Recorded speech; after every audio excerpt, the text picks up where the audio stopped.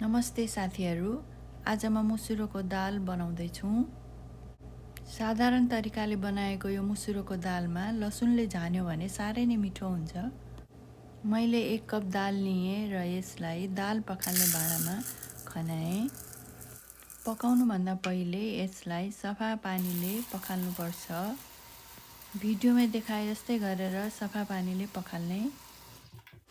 दालमा रहेको मैलो फोहोर पानीको रूपमा बाहिर निस्किन्छ। हेर्नुस् त कति फोहोर पानी निस्केको छ। मैले 3 चोटि यसरी नै पखालेँ। यसरी पखालिसकेपछि दाल सफा भयो। दालको पानी सफा भएपछि दाल पनि सफा भयो भन्ने बुझिन्छ।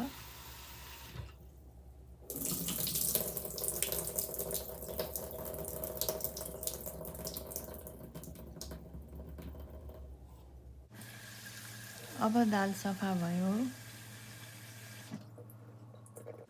दाल उसिनको लागि रेडी भयो।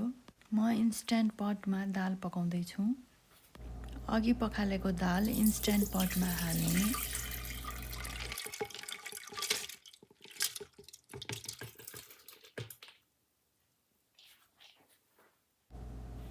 मैले 2 कप चिसो पानी हालेँ। स्वाद अनुसारको नुन हालेँ। बेसार हालेँ। 2-3 थोपा खाने तेल हालेँ र चम्चाले सबैलाई मिलाएँ। इन्स्ट्यान्ट पटलाई बिर्कोले छोपेर प्लग इन गर्ने।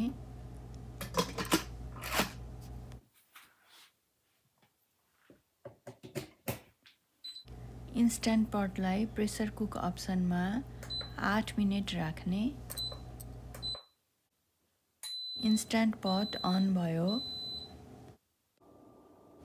8 मिनेट हुन लाग्यो। अब यो पाक्यो पनि।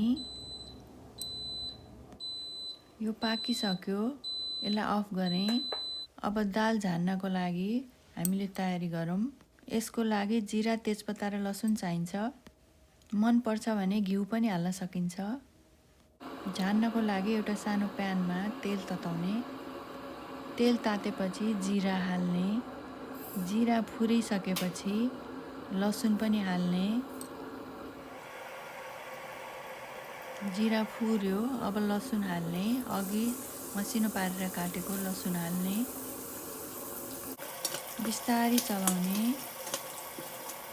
अब तेजपत्ता पनि हाल्ने अनि लसुनलाई खैरो हुन्जेलसम्म चलाइरहनुपर्छ, भुटिरहनुपर्छ एकछिन।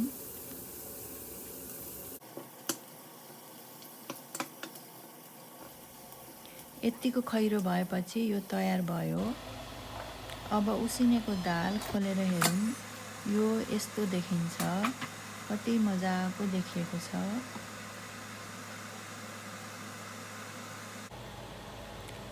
सबैभन्दा पहिले यसमा मैले घिउ हालेँ। घिउ मनपर्ने भएर मैले घिउ हालेँ। त्यसपछि लसुनले झाने।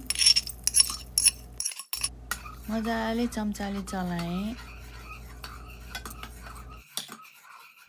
धेरै बाक्लो भएको कारणले मैले उमालेर राखेको पानी थपेँ अलिकति र फेरि पनि चलाएँ।